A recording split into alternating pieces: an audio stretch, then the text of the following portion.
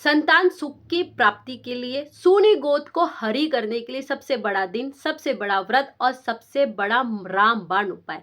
इस उपाय को करते ऐसा हो ही नहीं सकता कि आपको संतान ना हो, सूनी गोद आपकी हरी ना हो। चाहे आपको मिसकैरेज होता हो या आपका ट्रीटमेंट चल रहा हो, बहुत ज़्यादा उपाय कर लिए, या फिर आपको ऐसा लगता हो कि आपकी किसी ने गोद भी बनी हो तो वो तुरंत खुल जाती है। और जिन्हें संतान है, जिनकी संतानों को सुख की कमी आ रही हो, या कष्ट, परेशानी, बाधा, या स्टडी में प्रॉब्लम, या बड़े हो या छोटे हो, कारोबार हो या बिजनेस में अगर दिक्कतें परेशानी आ रही, तो वो भी जो बच्चों की है वो दूर हो सकती है। तो कौन सा करना है महा उपाय, कैसे विधि से व्रत को जो पहली बार कर रहे हैं उन्हें करना है, वो मैं बताऊंगी। इससे पहले नमस्कार आप सभी को।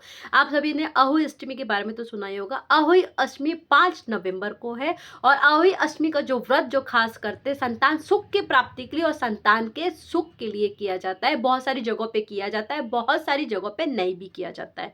और जो इसकी जो खास विधि होती है, जैसे हम करवा चौथ में व्रत करते हैं वैसे ही इसमें व्रत करना है, लेकिन इसमें तारों को देख के अर्घ दिया जाता है, तारों को देख के ही व्रत खोला जाता है। सुबह से शाम तक व्रत करना है। काटना, पीटना, कूटना, मिट्टी का काम या खुदाई या झूठ, लड़ाई झगड़ा, किसी के बारे में जेलसी, ये सारी चीज़ें नहीं करनी है।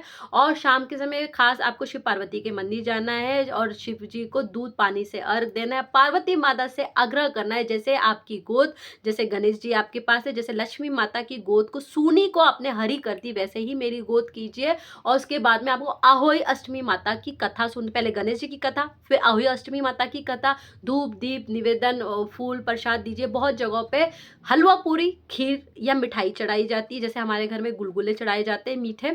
आपको जो ठीक लगे आप वो रख सकते हो। उसके बाद तारे जैसे निकलते हैं तो तारों को जैसे अर्घ दिया, धूप किया, दीप किया, फूल चढ़ाए। और जिनकी संतान नहीं वो प्रार्थना करे कि हमें संतान की सुख की प्राप्ति हो। जिनके संतान है वो अपने संतान को देखते हुए उनके हाथ से, जैसे मैं अपने बच्चों के हाथ से ही खाती हूँ।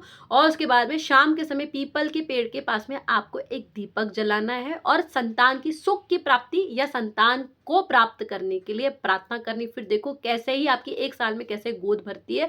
और इस व्रत को उसके बाद आपको हर साल करना है। अगर आपको कोई डॉक्टरी ट्रीटमेंट चल रहा है तो वो भी लीजिए, साथ में ये भी कीजिए। और बहुत जगहों पे जैसे अहोई अष्टमी की ऐसी माला बनाई जाती है सिल्वर की, जैसे ये मेरी है, उसमें एक एक पेयर डाला जाता है। जैसे ये ऐसे ना 1-1 साल के, मेरा बेटा एक 16 साल का है, एक 19 साल का, इसलिए ये माला थोड़ी सी बड़ी है। बहुत जगहों पे किया जाता है, बहुत जगहों पे नहीं किया जाता है। अगर आपको कुछ भी समझ ना आए तो आप मुझे व्हाट्सअप कर सकते हो। संतान सुख की प्राप्ति के लिए कोई भी उपाय मेरी तरफ से फ्री ऑफ कॉस्ट है।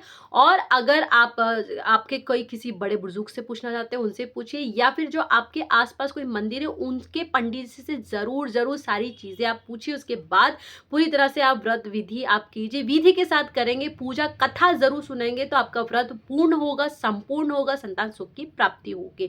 बिना कथा के ये व्रत को अधूरा माना जाता है। साथ ही में जो और भी जो अहोई अष्टमी के महा उपाय है, धनतेरस के, दिवाली के महा उपाय बैक टू बैक इस चैनल पे आते रहेंगे, तो इस चैनल को सब्सक्राइब, वीडियो को लाइक करना ना भूलें। मैं भी आपके लिए प्रार्थना करूंगी कि जैसे मेरी गोद हरी है वैसे आपकी भी हो जाए।